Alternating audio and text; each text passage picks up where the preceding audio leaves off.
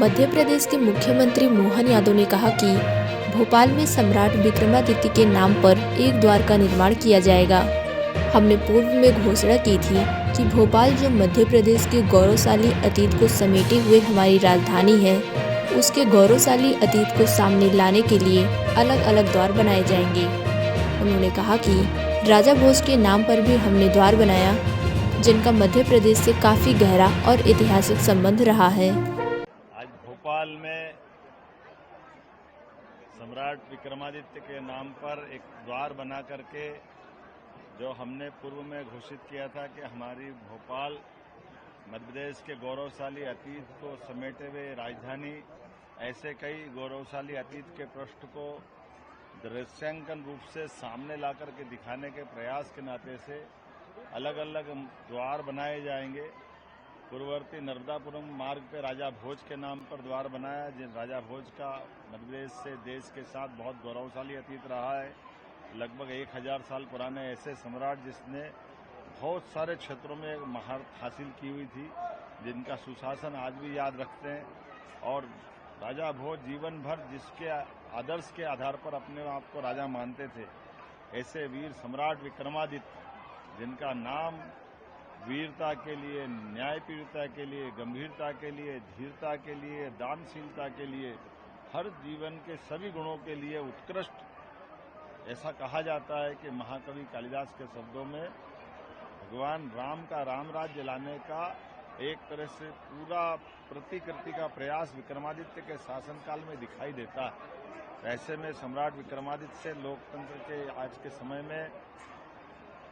माफ करना, तो सुशासन के लिए विक्रमादित्य के नाम पर एक नया द्वार बनाने की आज यहां भूमि पूजन की कार्रवाई हुई है।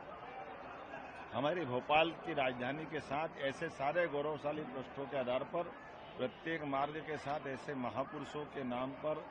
वो इतिहास को जीवंत करने का प्रयास हमारी सरकार के द्वारा किया जा रहा है, जिसके कारण से मध्य प्रदेश और देश और दुनिया गौरवान्वित होती रही है। ऐसे सम्राट विक्रमादित्य के नाम पर ये सीहोर और भोपाल की बाउंड्री पर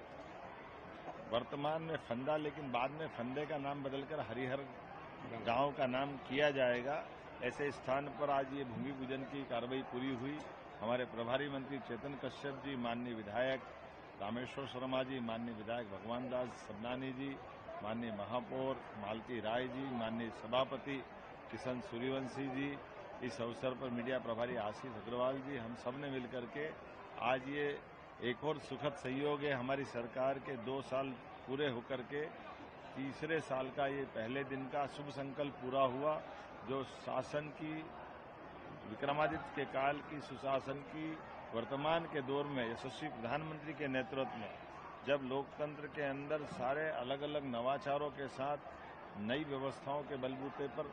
गरीब कल्याण वर्ग के लिए, महिला, किसान, युवा, गरीब सबके जीवन की बेहतरी के लिए सुशासन के मार्ग चलने का माननीय प्रधानमंत्री जी के माध्यम से आशीर्वाद मिल रहा है। हम अपने गौरवशाली अतीत को भी विरासत से विकास की ओर के संकल्प के बलबूते पर आगे बढ़ने का निर्णय कर रहे हैं। मुझे इस बात की प्रसन्नता है, जब हमारे 2 साल पूरे हो रहे हैं, ऐसे में बहुत सारी उपलब्धियां लिया हुआ हमारा ये टाइम बीते सरकार का 2 साल का निकला है, जिसमें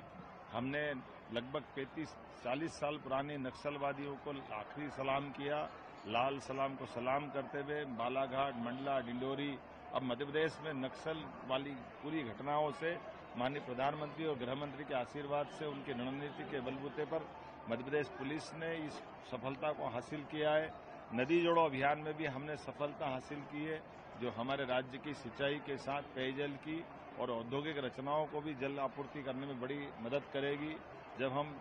पीएम एक्सीलेंस स्कूल की कॉलेज की तरफ देखते तो 55 पीएम एक्सीलेंस कॉलेज, 3 नई यूनिवर्सिटी,